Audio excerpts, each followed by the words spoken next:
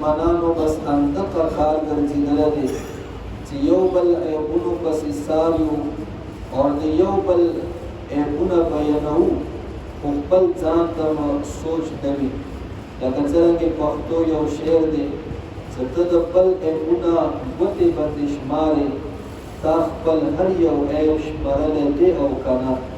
یعنې نورو وله عیبونه خو مونږ بلکل په ګوتو باندې شمارو دا خو خپلو عیبونو ته مونږ پروا نشته چې یاره ما کې هم کم عیبونه موجود دي.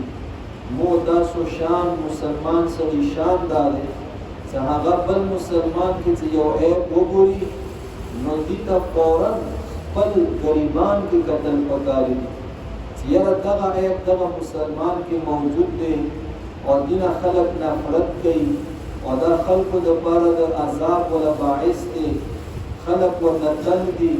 اوس آیا دغه عیب ما کې خو موجود نه وي، دغه بیماري خو ما کې موجوده نه وي. لکه څرنګه پیغمبر علیه السلام حدیث کې بیګان تاسو ته بیان شو المؤمن مرآة المؤمن، چې مؤمن دا د مؤمن ولا آیینه دی.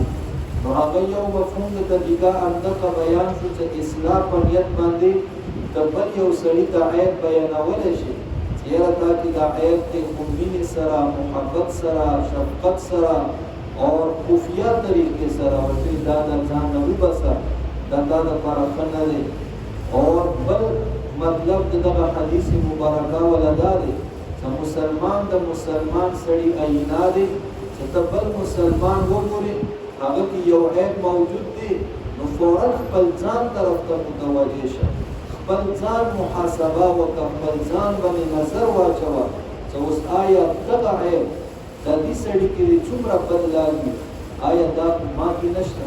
لکه اوس یو سړی دی هغه دروغ یایي، روز تا په مخ کې هغه دروغ وایي نو په دروغو باندې ټینګ شولو خلکو ته یې تاوان ورکړو، خلک ورسره نفرت کوي.